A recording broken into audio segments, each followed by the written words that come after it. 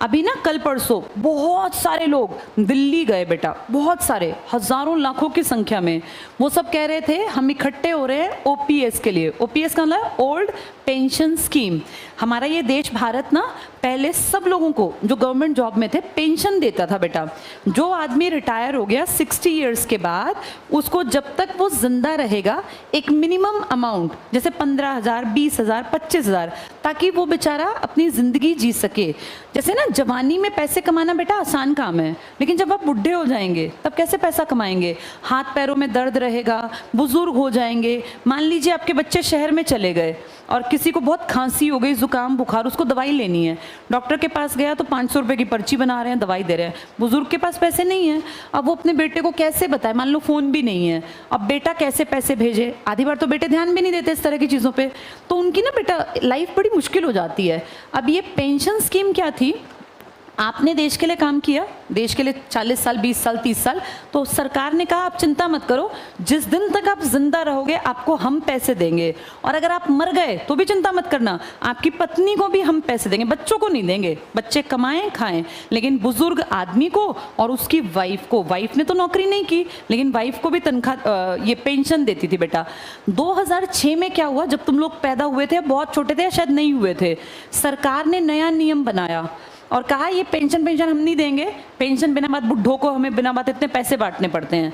तो उस टाइम ये कहा ना, जबकि बुढ़ों को पेंशन नहीं देंगे, तो बड़े चालाक थी सरकार। सरकार ने कहा जिसको मिल रहे हैं उसको मिलेंगे, लेकिन 2006 के बाद जो लोग नौकरी करेंगे उनको नहीं देंगे।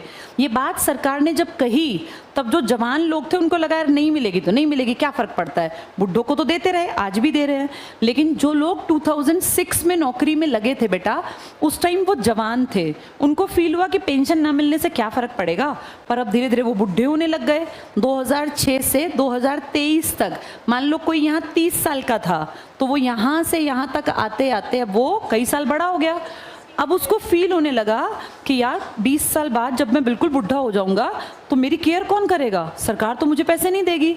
तो इसलिए लोगों में अब अकल आ गई कि सरकार ने हमारे साथ खेल रचा और हमारी पेंशन बंद कर दी।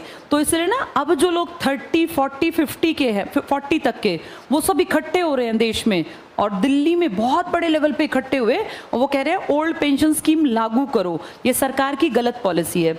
अच्छा एक चीज़ और सुनो, सरकार कितनी चालाक है, उनकी तो पेंशन बंद कर दी, लेकिन जो हमारे एमएलए और एमपी जो बुढ़े ही बनते हैं, जवानों को बनने नहीं देते, अपनी पेंशन चला रखी है। पता क्या बोले, हमारी पेंशन चलती रहेगी, बस तुम लोगों की बंद होगी जो तुम लोग जनरल पब्लिक हो। ये ठीक है या गलत है? पहली गलती तो ये तुम हमसे अलग क्यों हो। दूसरी गलती बेटा, पेंशन हम लोगों को मिलती थी एक, जिसने नौकरी की ना पूरी जिंदगी उसको सिर्फ एक पेंशन मिलेगी, 20,000, 25,000, 30,000। ये जो एमएलए एमपी है ना, इनको बेटा एक बार एक दिन के लिए बन गए ना तो पेंशन हो गई। कितने मजे हैं इन लोगों के, एक तो मोटी पेंशन, ऊपर से बार बार, और ये कितने हैं, एक बार जो बनते हैं वो 543 बनते हैं, सिर्फ अकेली कहाँ, लोकसभा। फिर ऐसे ही बेटा 245 कहाँ बनते हैं, राज्यसभा, और हर स्टेट में बनते हैं अलग अलग। जैसे हरियाणा में 70, ये 90, दिल्ली में 70, यूपी में 403। तो सबको लाखों लाखों लाखों रुपए मिलते जाते हैं। अब ये सही है या गलत है? गलत है। हाँ बस ठीक है, तो इतनी बात समझ में आ गई बेटा। चलो इसको आगे कंटिन्यू करेंगे कल।